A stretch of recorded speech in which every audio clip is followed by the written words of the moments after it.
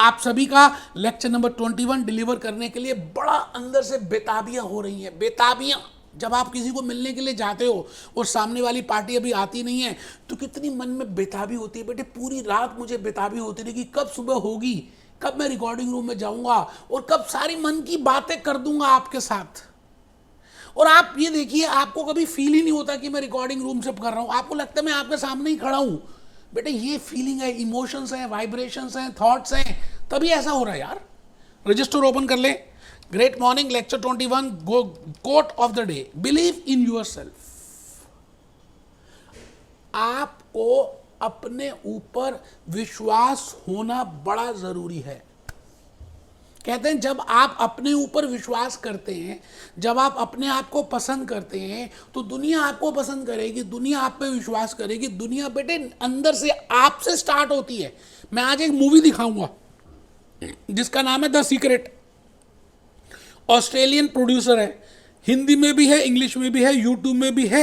लेकिन उस मूवी से आपको यह पता चलेगा कि जो आपकी लाइफ में हो रहा है वो एक्चुअली में आप ही अट्रैक्ट कर रहे हो, आप वही सोचते रहते हो। आइए उन बातों को देखेंगे, लेकिन मैं चाहता हूं कि आप रजिस्टर ओपन करो ना बेटे, रजिस्टर ओपन कर लो। लेक्चर 21 है। मैं धीरे धीरे प्रोसेस कॉस्टिंग में कुछ आगे जा रहा हूं।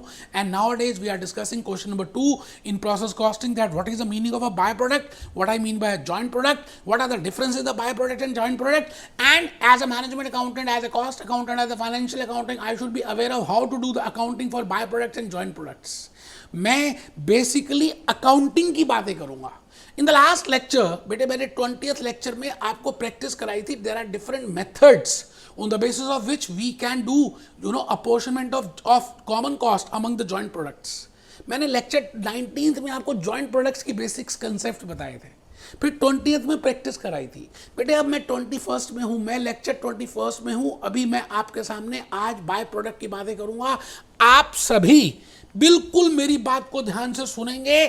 I will be firstly telling you that what is the meaning of a byproduct. No doubt I have already told you the last lecture. तो पहली बात मैं आपसे करूंगा कि बाय प्रोडक्ट होता ही क्या है, जॉइंट प्रोडक्ट होता ही क्या है, इन दोनों के बीच में क्या बैरोमीटर है, कैसे पता चलेगा कि ये जॉइंट है और ये बाय है। And if it is a joint, then what are the methods? We have seen in the last lecture there are 5 methods on the basis of which we can apportion the joint cost, the common cost, the pre-separation cost among those products. आज भी हम पहले by product की बातें करेंगे। By product वैसे joint से थोड़ा सा हल्का है, क्योंकि बाय का मतलब ही है कि छोटा सा सेकेंडरी सा सब्सिडरी सा एक टुल्लू मुल्लू सा प्रोडक्ट आपके सामने आ गया। आपका मेन प्रोडक्ट कुछ और था, उस मेन प्रोडक्ट के साथ ऑटोमेटिकली एक प्रोडक्ट चिपक के आ गया। हाँ चिपक गया, आपका ऑब्जेक्टिव नहीं था। अगर वो नहीं भी आता तो कुछ आपकी सेहत में इतना फर्क पड़ने वाला नहीं था। I will say when the sale value of one product as compared to the other emerged product, there is a huge difference. But sale value is a barometer, sale value is a benchmark, sale value is a thermometer, sale value is a yardstick. उसी से तो आप check करेंगे कि क्या ये by products हैं या जॉइंट प्रोडक्ट्स हैं। मैंने कहा अगर सेल वैल्यू में ज्यादा डिफरेंस है तो हम जो main sale value, main product है जिसकी सेल वैल्यू ज्यादा है, हम उसको इंपॉर्टेंस ज्यादा देंगे और हम कहेंगे that product is named as main product.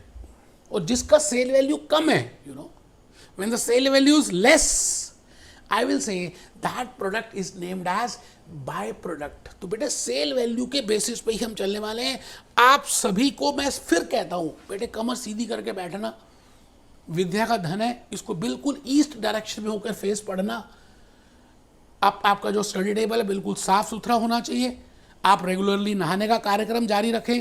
Winters में हम जनरली कई बार नहीं नहाते।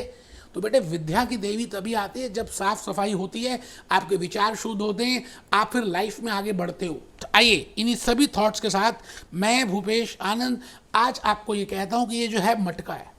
बेटे इस मटके में मैंने आपको लास्ट लेक्चर में बताया था कि जब हम प्रोसेसिंग करते हैं, हम प्रोसेस 1 में हैं या प्रोसेस 2 में हैं, we are doing a processing as a manufacturing entity.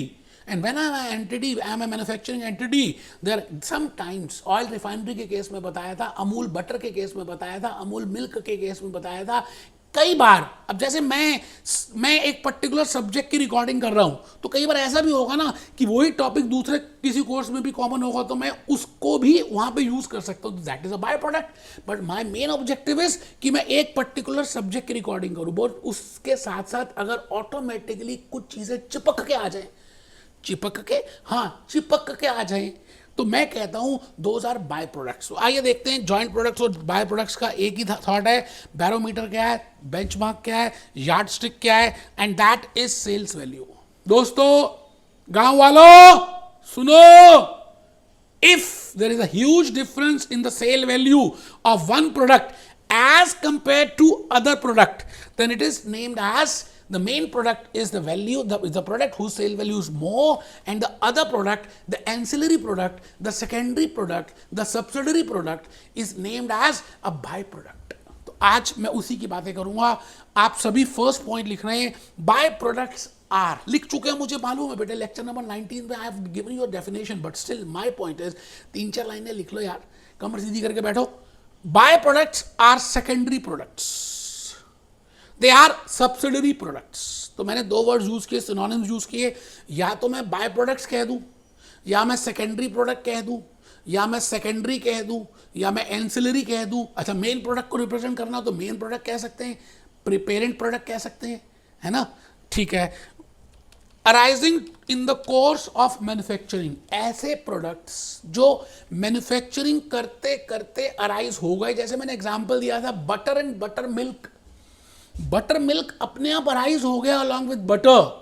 So I will say that type of product which automatically emerges along with that, but have a lower sale value as compared to the main product, then that product which has a lower sale value is named as a byproduct, and the product which has a higher sale value, there is a huge difference, that product is named as a main product. आइए जी, आइए, butter and butter milk का example मैंने दिया था आपको। मैं भूपेश आनंद आपके सामने एक मुद्दा रखने वाला हूं, चर्चा करेंगे।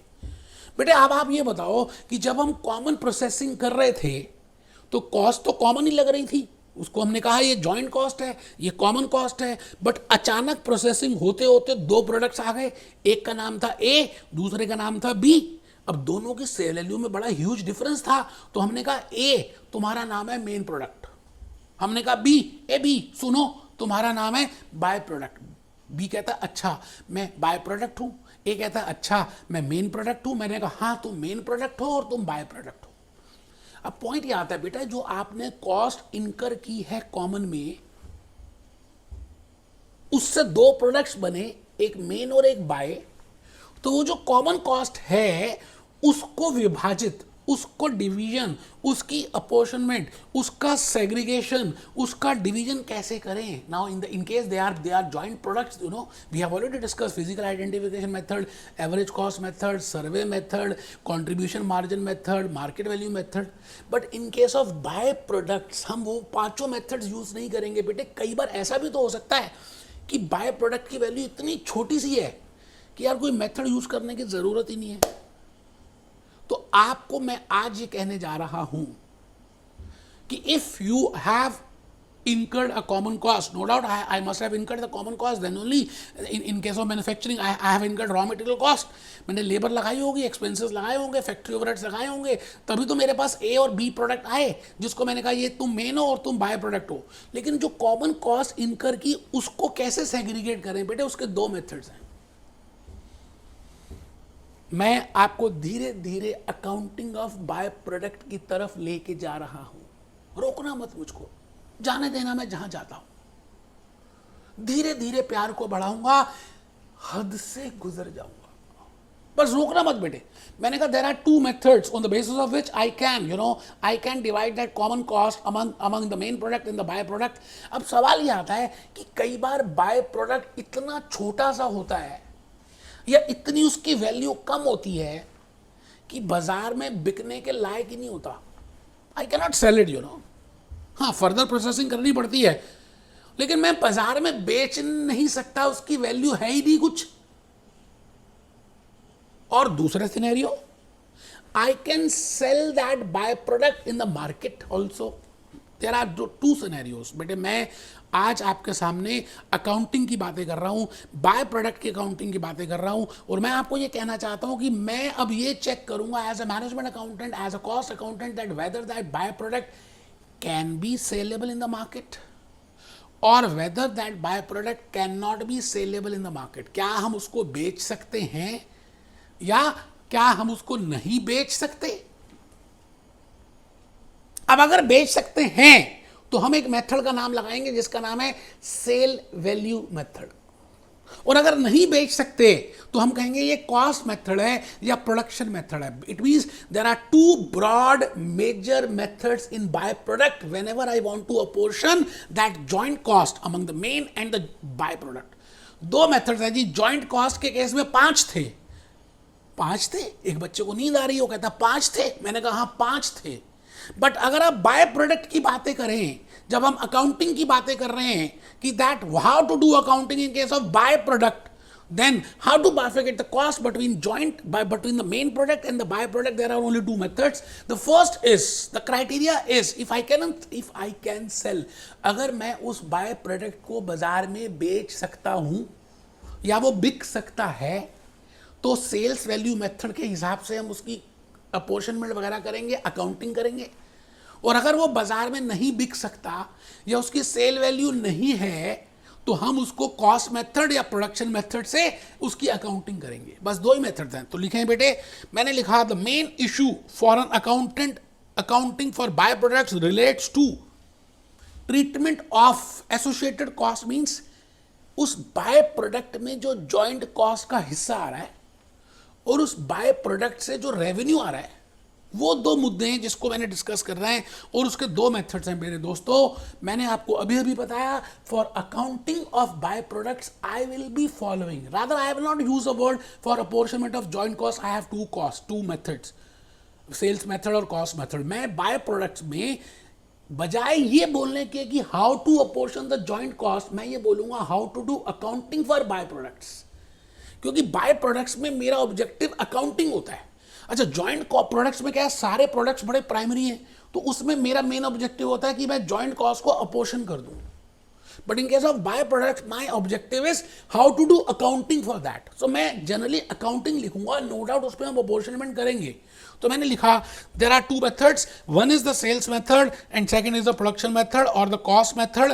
तो बेटे मैं आज आपके सामने ये सेल्स मेथड कि जो छोटे छोटे सब मेथड हैं, और जो कॉस्ट मेथड है उसके भी जो छोटे तीन मेथड हैं, इतने इजी हैं कि मैं क्या बताऊं आपको। आप अगर लिखेंगे ना, लिखते लिखते ही समझ आ जाएगा यार। अच्छा, मैं फिर रिपीट करता हूं, मुझे अकाउंटिंग करनी है बाय प्रोडक्ट्स की, और अकाउंटिंग के लिए मैं दो मेथड्स का इस्तेमाल करूंगा। मैं कहता हूं if bye product can be saleable, अगर बाय प्रोडक्ट बाजार में हम बेच सकते हैं तो हम सेल्स मेथड लगाएंगे, और अगर बाजार में हम बाय प्रोडक्ट को नहीं बेच सकते तो बेटे हम कॉस्ट मेथड लगाएंगे, प्रोडक्शन मेथड लगाएंगे। मैं I think I'm clear up to this point. Hello, I am clear up to this point. Now, the point is, I want to tell you that in case of sales method, again there are three sub-methods. And in case of cost method, again there are three sub-methods. Very easy, to understand. So you have to write it down. When I say sales method matka, there are three methods within that. One is miscellaneous income method. Second is joint cost minus sales value of byproduct method. And third is reverse cost method. यकीन मानिए मुझे आता नहीं था, मैंने slides बनाई, पढ़ा, इसको सब रट गया बेटे, ब्लड के अंदर चला गया और लॉजिक समझ आना शुरू हो गया। ये सारा कमाल है लिखने का।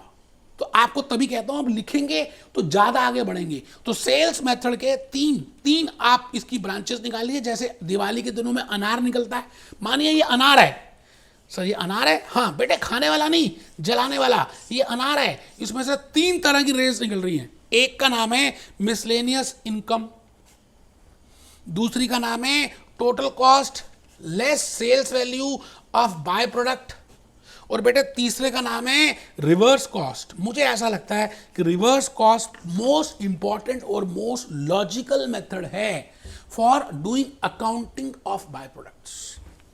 बट मैं भूपेश आनंद, आपसे मैंने प्यार किया, मैं तो तीनों मेथड्स बताऊंगा। सेल्स में तीनों लिखेंगे मेरे बेटे।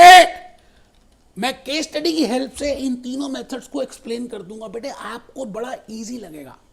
It means if that byproduct is easily saleable or it has a market value or it can be sold in the market, it hardly matters that whether I'm selling it or not. I'm not concerned with that. I'm concerned with if it has a market value, if it has a sale value, and if it has a capability to be sold in the market, then I will be using sales value method. And within sales value method, there are three sub methods, very easy: miscellaneous income method, total cost less sale value of byproduct method, and reverse cost method, जिसमें reverse cost मुझे लगता है important है और logical है। ठीक है sir, मैं आ गया जी कॉस्ट मेथड में। मैंने अभी बताया आपको कि अगर आपको ऐसा लगता है कि हम उस बाय प्रोडक्ट को नहीं बेच सकते, या आप उस बाय प्रोडक्ट की कोई मार्केट वैल्यू नहीं है, या उस बाय प्रोडक्ट की कोई सेल वैल्यू नहीं है, तो हमारे को पता ही नहीं चलेगा, फिर I can not use sales method.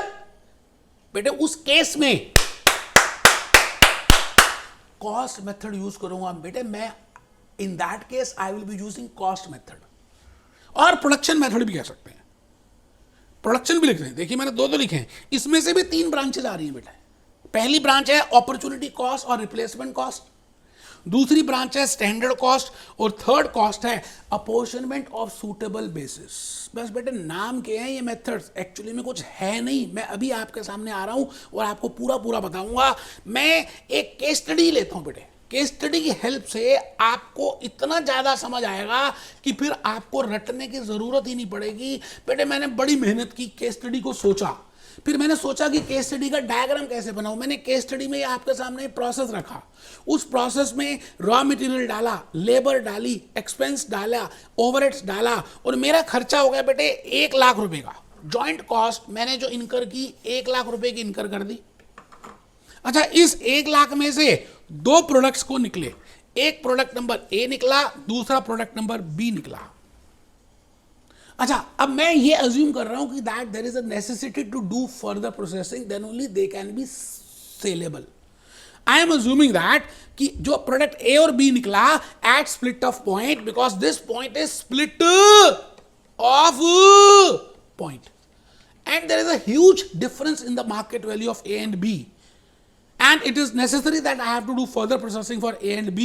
So I did some processing for that and incurred 40,000 rupees in case of A and 5,000 rupees in case of B. And then I calculated the sale value. जो net result आया वो A plus आया, मतलब further processing के बाद, और ये B plus आया।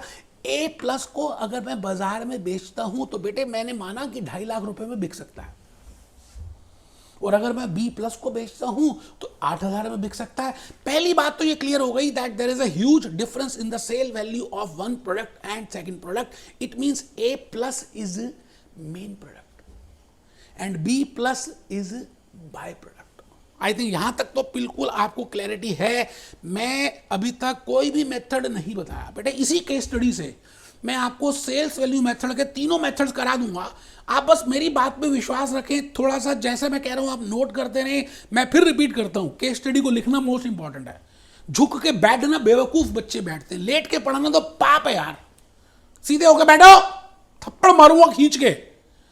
बेटे मैं ज्वाइंट कॉस्ट 1 लाख रुपए कह चुका हूं, 2 प्रोडक्ट्स ए और बी कह चुका हूं, फर्दर प्रोसेसिंग कॉस्ट 40,000 और 5,000 कह चुका हूं, sales value after further processing 2.5 lakh और 8,000 कह चुका हूं।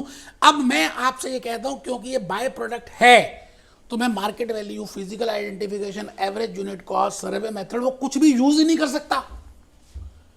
That's why I want to tell you कि अगर मैं अकाउंटिंग फॉर बाय प्रोडक्ट्स करूं and if those values, those by products can be easily saleable in the market, तो मैं सेल्स मेथड में आपको पहला मेथड बताने जा रहा हूं जिसका नाम है मिसलेनियस इनकम मेथड। मुझे एक छोटी सी बात बताना जी, आप कई बार फाइनेंशियल अकाउंट्स में कुछ छोटी मोटी इनकम अर्न करते हो, छोटी मोटी होती है, that is not a major, that is not a prima facie, that is not a material. कबाड़ी वाले को कुछ बेच दी, रद्दी, बॉटल्स बेच दी, डब्बे बेच दिए, अब बिकॉज वो प्रोडक्ट वो because you are following a you know accrual concept, you are following a business entity concept, that is income of a business. But क्या आप उसको सेल मानते हो? आपका मेन प्रोडक्ट तो है नहीं, आप बेचते थोड़ी थे, वो तो कभी कभार बिक गई। That is named as miscellaneous income. बेटे अगर बाय प्रोडक्ट बड़ी छोटी वैल्यू का है, मतलब उसको बेचेंगे तो भी कुछ बहुत ज्यादा पैसे मिलने वाले नहीं है, बहुत कम मिलने वाले हैं, तो मैं मानूंगा कि यार इतना लंबा ताम धाम छोड़ो ना, बकवासबाजी है सब कुछ। If the sale value of that by product is very minimum, is very low, in that case मैं अकाउंटिंग ऑफ बाय प्रोडक्ट करते समय मिसलेनियस इनकम को अज्यूम करूंगा and I will transfer to profit and loss account. बाकी दिया गल्ला छड्डो, दिल साफ होना चाहिए है। It means, I repeat my golden words, if the sale price, if the sale value of that by product is very minimum, as in this case मैंने 8,000 रुपए माना, जान के माना। बेटे एक चीज 2.5 लाख की बिक रही है, एक चीज 8,000 की बिक रही है, कहां पे मैं कॉस्ट को डिवाइड करूं? मैं कहूंगा ये जो 8,000 रुपए की बिक रही है, ये 8,000 रुपए मिसलेनियस इनकम है and it will be credited to profit and loss account. मैं प्रॉफिट एंड लॉस में क्रेडिट कर दूंगा। मैं नहीं कह रहा, मिसलेनियस इनकम मेथड कह रहा है। तो बड़ा सिंपल सा है जी, लिखें एज पर method number 1 miscellaneous income method, sale value of byproduct is miscellaneous income and credited to profit and loss account. Chapter close. Joint cost is considered as a cost of the main product. इसका मतलब 1 लाख रुपए की जो मैंने अभी case study की थी, उसमें जितनी भी जॉइंट कॉस्ट थी 1 लाख रुपए की, वो पूरी की पूरी कॉस्ट किसके पल्ले डाल दूंगा? मेन प्रोडक्ट के पल्ले। और जो 8,000 रुपए अभी मेरे को पैसे मिले, ये जो 8,000 रुपए मैंने रिसीव किए, ये जो 8,000 रुपए रिसीव हुए,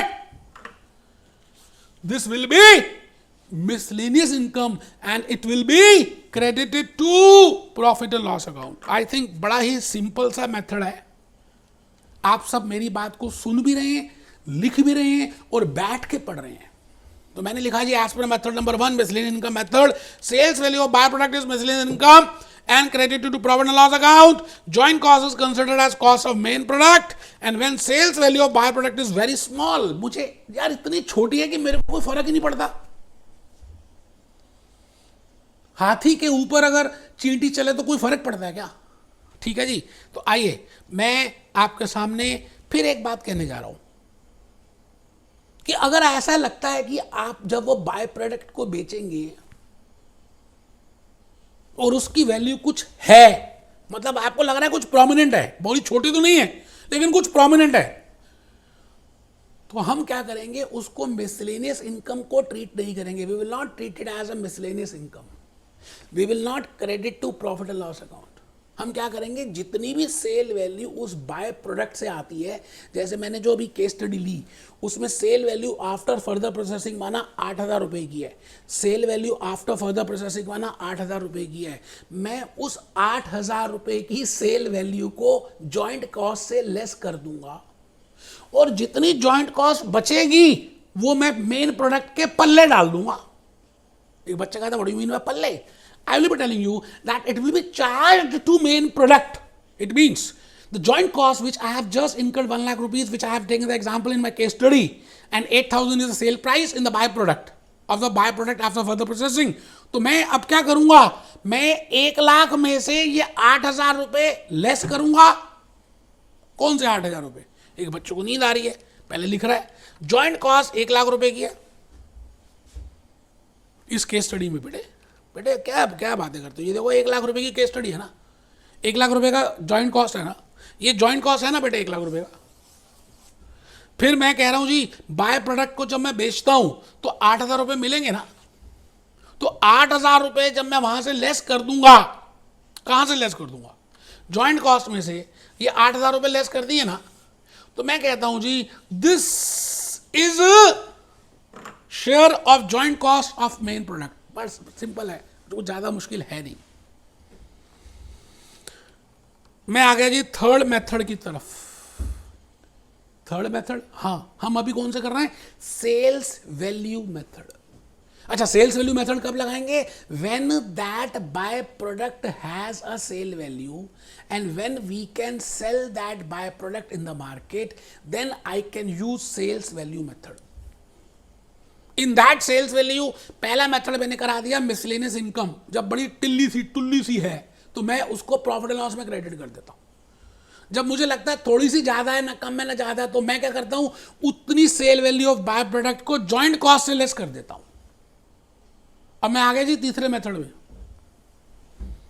इसका नाम है रिवर्स कॉस्ट मेथड या बैकवर्ड कॉस्ट मेथड। बेटे मैंने कहा था ना, इस पे मैं 5 स्टार्स लगाऊंगा, मुझे बड़ा लॉजिकल लगता है और इसकी प्रैक्टिस अभी नेक्स्ट क्लास में कराऊंगा। पहले आप ध्यान से आई लॉजिक समझ लो। बेटे आप ये बताओ मुझे ईमानदारी से बताना, ईमानदारी से मैं आपसे ये कहता हूं कि आपने ये सबने सुना होगा, एक इक्वेशन है that total cost plus profit is equal to sales. अच्छा, टोटल कॉस्ट अगर मैं प्रोसेस कॉस्टिंग की बात कर रहा हूं तो यहां पर 2 तरह की कॉस्ट हो सकती है, एक तो share of joint cost plus separate cost, और जिसको हम कहते हैं फर्दर प्रोसेसिंग कॉस्ट, फिर plus profit is equal to sales. बेटे अब मैं अगर इसकी इक्वेशन को ऐसे लेकर आऊं, sales minus profit is equal to joint cost plus separate cost. अच्छा, मैं अगर और करूं, sales minus profit minus separate cost is equal to joint cost, होना चाहिए या नहीं होना चाहिए आप मुझे बताओ logically.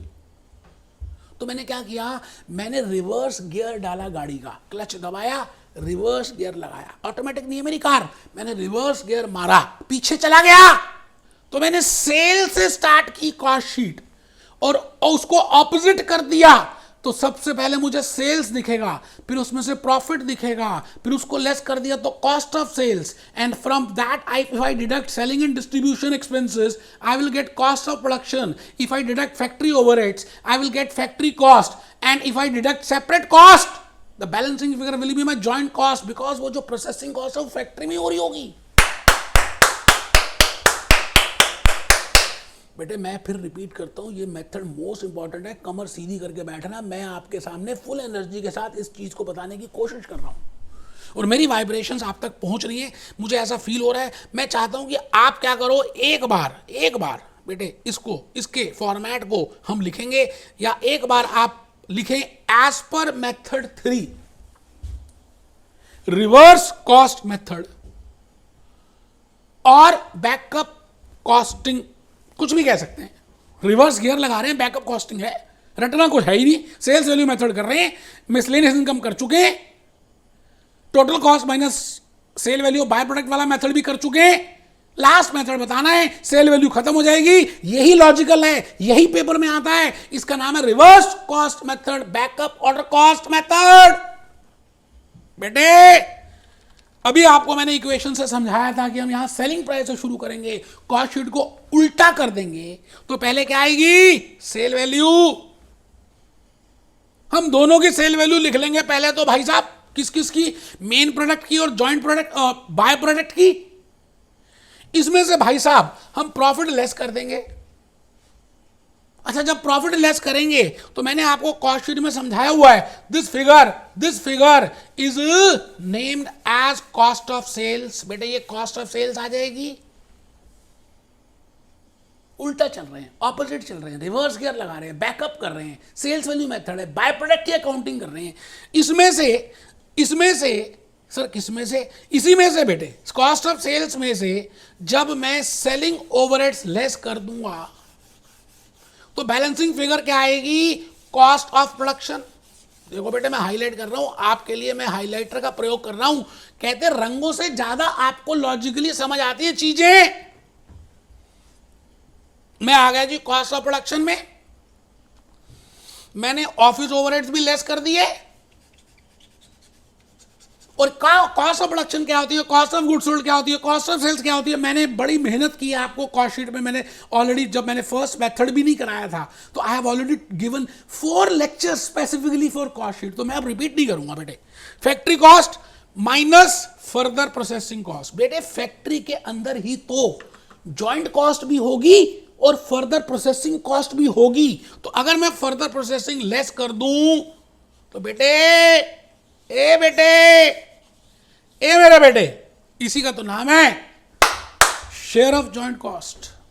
This is named as share of joint cost. एक बच्चा कहता सर दोबारा से एक बार बता दो, मैं 10 बार बताऊंगा यार। आप लिखो तो सही, पहले हेडिंग लिखो, format of apportionment of joint cost as per reverse cost method. Sales value, बड़े पेज को ऐसे डिवाइड करना है, थोड़ा सा बड़ा हिस्सा रखिए पर्टिकुलर्स का, फिर मेन प्रोडक्ट का, फिर बाय प्रोडक्ट का, सेल्स लिखिए, सेल्स वैल्यू आएगी, लेस प्रॉफिट लिखिए, कॉस्ट ऑफ सेल्स आएगा। ऐसा क्यों कर रहे हैं? आई हैव ऑलरेडी डिस्कस्ड, मैंने इक्वेशन बनाकर दिखाई थी। Total cost plus profit is equal to sales and total cost is equal to joint cost plus separate cost plus profit is equal to sales. Profit को sales के साथ ले जाओ तो sales minus profit is equal to cost of sales and cost of sales is equal to this. If I deduct separate cost, the balancing figure will be joint cost and I am doing it on the column wise basis। कुछ मुश्किल है नहीं, जब किया इरादा पक्का।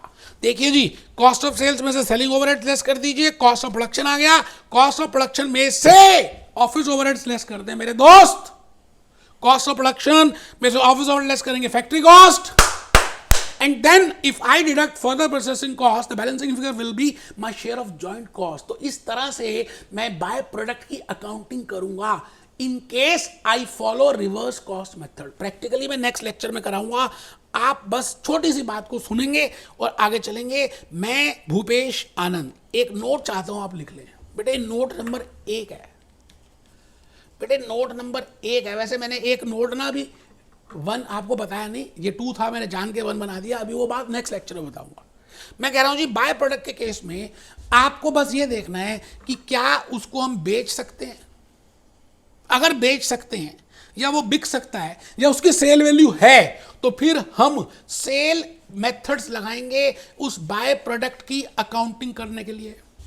But अगर हम उसको बेच नहीं सकते या उसकी सेल वैल्यू नहीं है तो हम उस केस में कॉस्ट मेथड लगाएंगे। We will use cost method. बेटे कॉस्ट मेथड तो बड़े इजी हैं, 2 मिनट में खत्म हो जाएंगे। मैं आपको अकाउंटिंग फॉर बाय प्रोडक्ट दोनों केसेस में बनाऊंगा बेटे, खाली फॉर्मेलिटी नहीं, पूरा डिस्कस करने के मतलब होता है। प्यार किया तो पूरा, कोई बेटे शोशा थोड़ी करना है कि हम प्यार नहीं, बेटे फुल जो करना है पूरा 100% करना है। तो मैं आपसे ये कह रहा हूं, if that by product can not be saleable in the market then I will be following cost method and then within the cost method there are 3 methods, very easy. Opportunity cost method, standard cost method and approximation on the basis of suitable basis. अब मुझे पता है कि वो product B plus बाजार में नहीं बिक सकता, ठीक है जी, तो मैंने एक केस स्टडी फिर लिया आपके लिए। प्यार किया बेटे, क्या बताऊं आपको, आप सोच भी नहीं सकते कितनी मेहनत की होगी। ये मैंने ज्वाइंट कॉस्ट यहां पर 1 लाख रुपए की इनकर की और इससे 2 प्रोडक्ट्स निकले ए और बी। फिर मैंने सेपरेट कॉस्ट 40,000 की यहाँ पे इनकर की और 5,000 की यहाँ पे इनकर की, तो ए प्लस और बी प्लस आ गए। और ए प्लस मैंने कहा मेन प्रोडक्ट है और बी प्लस मैंने कहा बाय प्रोडक्ट है। अब मैं ये कह रहा हूँ कि ये जो बाय प्रोडक्ट बी प्लस है I can not sell in the market, इसीलिए मैंने इसकी सेल वैल्यू आपको बताई ही नहीं। हम कैलकुलेट ही नहीं कर सकते, क्योंकि अगर कर सकते तो फिर ये सेल मेथड में आ जाता। ये कॉस्ट मेथड है, प्रोडक्शन मेथड है। तो मैं क्या करूंगा, मैं ये सोचूंगा कि ये जो बी प्लस प्रोडक्ट आया है इसका मैं क्या करूं। बेटे अगर आप इस बी प्लस को किसी दूसरे प्रोडक्ट की प्रोडक्शन में लगाते हो, अज्यूम कर रहे हैं that B plus can be use in the production of product number C and we are already producing that B plus and it can be use in product number C, then I will shift this B plus cost to product number C। मैं ये सोचूंगा कि अगर ये B plus ना होता और मुझे प्रोडक्ट नंबर C के लिए B प्लस जैसा ही मटेरियल मंगाना पड़ता तो मुझे वहां पे कुछ पैसे देने पड़ते, अब नहीं देने पड़ रहे। That is named as opportunity cost। So the first method within cost method is opportunity cost और रिप्लेसमेंट कॉस्ट। इट मीन्स अगर मैं इसको रिप्लेस करता या अपॉर्चुनिटी लूज करता और बी प्लस जैसा प्रोडक्ट बाजार से मंगाता तो फिर मुझे कितने पैसे देने पड़ते, अब नहीं देने पड़ रहे। इसलिए मैं कहता हूं I will be using opportunity cost method. तो लिखेंगे बेटे is a price which we opportunity cost is a price which we would have paid in buying B plus from the market for this। मैं assume कर रहा हूं कि 20,000 रुपए की मैंने वैल्यू रखी for production of product C, for production of product C, ऐसा मान के चल रहे हैं। तो बेटे फिर क्या करेंगे, बड़ा सिंपल है जी। ज्वाइंट कॉस्ट 1 लाख रुपए की थी, 40,000 रुपए आपके पास सेपरेट कॉस्ट थी, सेपरेट कॉस्ट लगी थी ए प्लस की और बी प्लस की ये लगी थी। अब बी प्लस को हम सेल कर रहे हैं 20,000 रुपए की। तो हमने क्या किया, because I can not calculate sale value but I am just assuming that how much is opportunity cost and that opportunity cost will be deducted from the total amount and the balancing figure will be 1,25,000 and this will be the cost for the main product।